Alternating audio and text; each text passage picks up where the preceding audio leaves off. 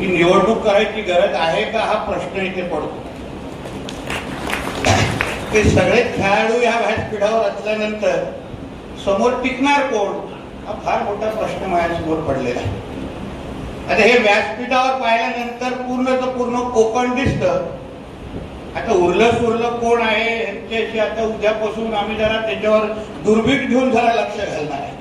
दुर्बीण घेऊन, कारण का एकंदरीत हा पूर्ण आकड्यांचा अगर खेळ तुम्ही पाहिला आणि जसं आता तटकरे साहेबांनी सांगितलं की आम्ही सगळेजण एक दिलाने एक मताने कुठलाही आमच्या पत्रकार मित्रांचे चॅनलची चिंता न करता आम्ही ही निवडणूक लढवणार आहोत.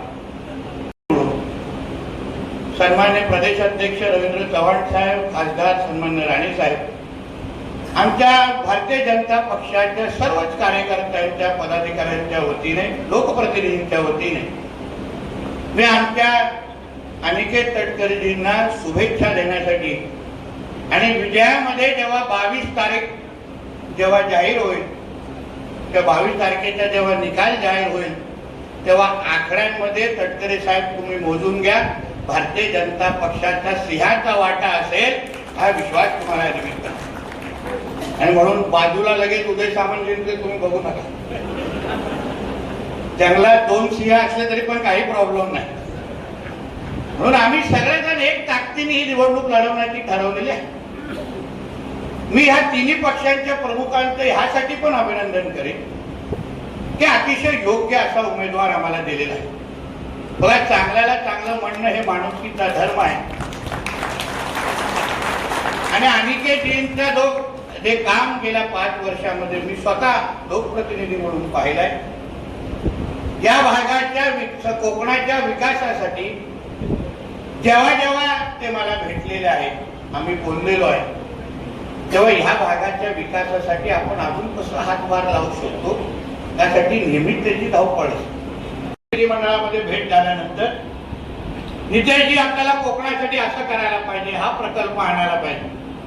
आता तर मंत्री झाल्यानंतर साहित्य नेहमी रेग्युलर भेटतातच, पण अनिकेतजींचा पण सातत्याने या भागाच्या विकासासाठी आपण अजून काय करू शकतो, कुठले प्रकल्प आणू शकतो, तुमच्या दोन्ही खात्यांच्या माध्यमातून या किनारपट्टीचं दरडोई उत्पन्न कसं वाढवू शकतो यासाठी सातत्याने त्यांची धावपळ आहे.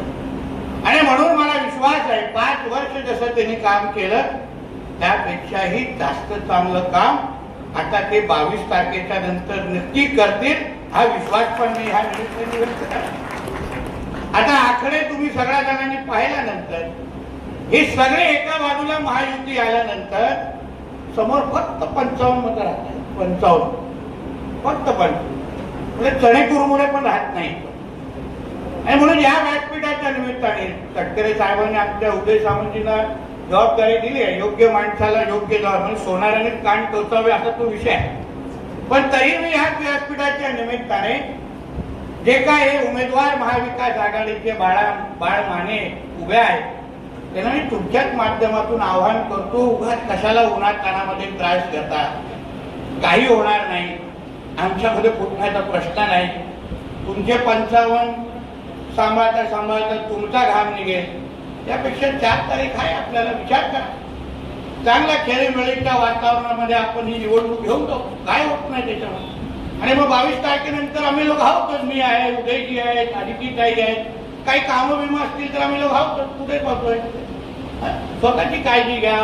नेहमी निवडणूक लढवण्याची PhD करायची नाही, लढायची, पडायची, परत उभं राहायचं, परत पडायचं, बरोबर वाटत नाही. माने साहेब ऐकत असाल, मला माहिती आहे आमची प्रत्येक सभा तुम्ही बघता म्हणून बोलतो. आणि म्हणून या निमित्ताने त्यांनाही आवाहन करीन, तटकरे साहेबांना पण पुरं राज्य फिरायचं आहे. आमचे उदय सामंत साहेब तर फक्त रत्नागिरीपर्यंत सीमित नाही, तेही शिवसेनेचे म्हणून पुरं राज्य फिरणार आहे. आणि म्हणून ह्या कोकणच्या ह्या निवडणुकीच्या निमित्ताने निवडणूक झाली नाही तर अतिउत्तम. एक चांगल्या वातावरणामध्ये, खेळीमेळीच्या वातावरणामध्ये जे आमचे तटकरे साहेब बोलले की 22 तारखेला आपण इथे एकत्र जमू, तर 5 तारखेला पण जमण्याची तयारी ठेवा. 4 तारखेला फॉर्म मागे घेतला, दोन्ही टायमाचे फटाके घेऊन ठेवा. फक्त 4 ते 22 वाढू नका.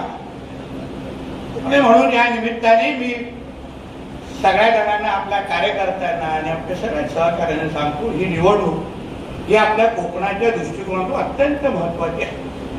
कारण की अजून एक आमदार, लोकप्रतिनिधी आपल्याला तर नाही ह्या निमित्ताने भेटतो. आज बघा जठार साहेब आहेत, आमचे केसरकर साहेब आहेत, धोरवे साहेब आहेत, प्रशांत ठाकूर, हे सगळे जे काय लाईनीत जे आमदार आहेत, आमचे गोगावले साहेबांचा वाढदिवस आहे, आमचे दळवीजी आहे, सगळेजण आम्ही एकत्र मिळून या कोकणाच्या सर्वांगीण विकासासाठी जी जी ताकद लावायची आहे ती 100% लावण्यासाठी आम्ही सज्ज आहोत. हे आम्हाला फक्त अजून एक साथीदार आपल्याला ह्या निमित्ताने अजून एकदा द्यायचं आहे.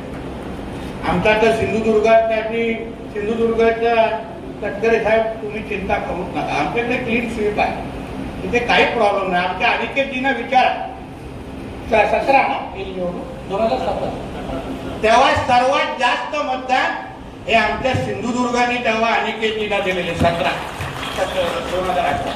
आणि यावेळी तर राणे साहेबांचे स्पष्ट आदेश आहे, आमच्या चव्हाण साहेबांचे कालपासून 2दा फोन आले.